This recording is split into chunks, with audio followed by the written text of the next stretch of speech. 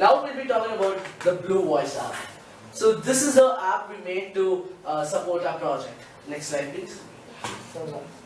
This app was made by us using MIT App Inventor. So what it basically does is it uses Bluetooth to connect with the Bluetooth module on the Arduino, and then it transmits commands, voice control commands to the Arduino. So it uses the Google voice recognition API for this. So the voice recognition API basically recognizes whatever you speak into it, converts it into text, and then later on the app sends it to the Bluetooth module in the Arduino. So here we've built a very crude form of transhumanism, which is prosthetic. So under that we've made a voice controlled bionic finger. So let's say you don't have an arm, or you want an arm to do extra functions for you. Then you can just say, point this finger, do that.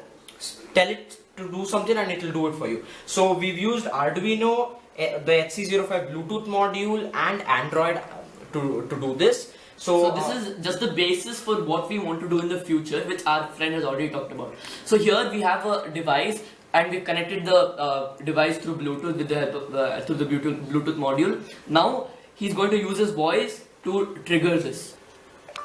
Point.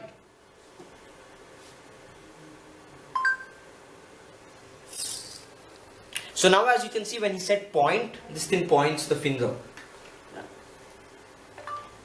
Back.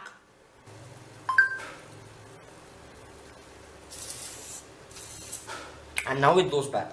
And another application of this would be not just in transhumanism, but if you want to remotely control a robot or something of that sort, then this can easily be helpful in something like that. So it is a robotic cum prosthetic finger, which we call as the Bionic finger. So now let us discuss about the future plans of our project. So we felt that our form and function weren't that great. Next slide please. So we came up with a few new ideas. So we changed the design slightly.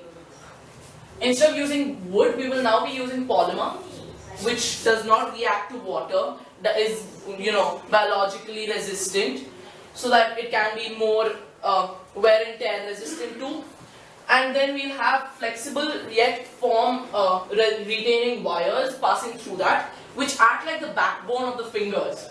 So when these strings by the servo get pulled and released, the firm retaining flexible backbones will stretch back or spring back into the mean position, and this can give you high articulation later on. You will not need two servos on two sides per finger. You will just need one servo. That can reduce your cost. So now we could add one servo per finger to increase and make it high articulation of the future hand. So let's say if we need the second hand to hold the phone or the pen, we can have that second hand. Why second hand? When you need more hands, you can have more hands. Because this is not only a prosthetic, but can come as different resellable modules also.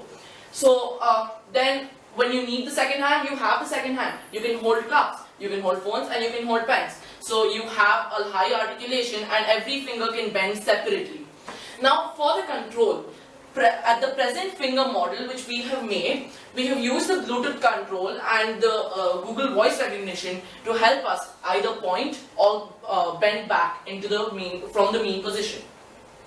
Now we have thought of different other possible controls.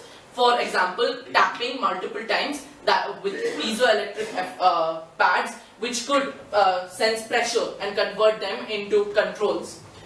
We could also take blinking into account, or we could have preset buttons or preset controls. For example, let's say you're going for a cycling tour, so you could set it beforehand into the cycling mode, wherein all the controls necessary for a cycling tour would already be there. So when you speak, only as per what it means in the cycling preset section, it would change the way your hand functions. And this is how our future plan works. You can contact us at these emails, and thank you so much for watching.